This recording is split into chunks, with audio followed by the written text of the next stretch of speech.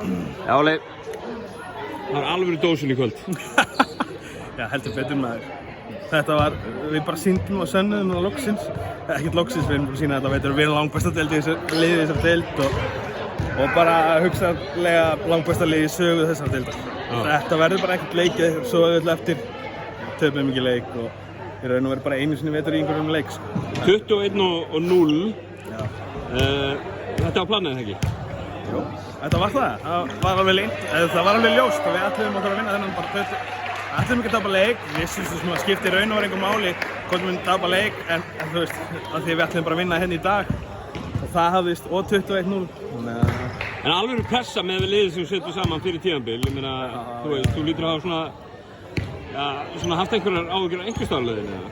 Já, bara, veistu þetta aðeins minni, ég hafði áhyggjur svo oft á þessari leið.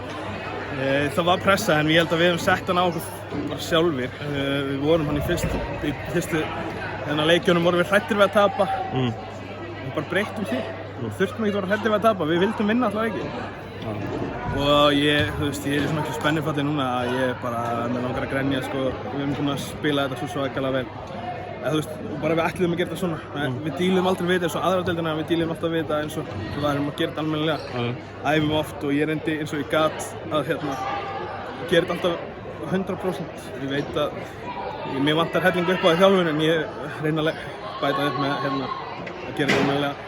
Og það gerðist það verður náttúrulega að viðurkennast að það er ekki alltaf auðvelt að fara inn í leiki sem þú veist þú vinnur náttúrulega með annar hendinni. Og það var bara ógeðslega erfitt oft á tíðum ég veit að halda tempóið sko. Og já, við svo sem efuðumst aldrei þetta en oft á tíðum bara, þú veist, það er svo margt, ég veit ekki hvað ég segja, ég veit ekki hvað ég er að segja. En eins og ég segi, 21-0 og maður hefur heyrt frá leikmönnum annar liða í annarri deildinni að þeir séu fegnir að losna við ykkur úr deildinni. Já, þeir eru margir fegnir maður, en það sáum við það bara í dag, þetta lið hérna sem við vorum að spila í dag og farið mikið hrós fyrir að setja saman gott lið en þeir áttu að vera þeir sem að standa mest í okkur og þeir áttu ekki breyk, þú veist þannig að ég skil vel að liðið séu bara spennt að losna við okkur en vonandi okkur því fílir það samt líka bara í alla veitur. Fólk fílaði ekki að spila við okkur, fólk var bara hrætt en við ætlum líka bara að spila þar í fyrstu deild. Við erum bara að byrja núna og þessi gaurar, þetta er ekki endur núna en þetta er byrjun núna. Þú heldur áfram með mikið til sama liðið, ekki? Já, tvíþætt spurning held ég áfram með sama lið, ég held að þetta sé alltaf sama lið. Ég er bara ekkert með að ákveða með hvað ég gerist, ég er búinn að drepa sjálf mig á álægi og ég ákvað bara að hugsa ekkert það. En auðvitað hef ég metnað, þú langar að gera það, sko. En fyrsta deildin, ég meina, já, þú ert ekki öruggur með að halda áfram með liðið? Nei, þetta er bara undir mér komið, en ég er bara ekki búinn að hugsa það, skilja.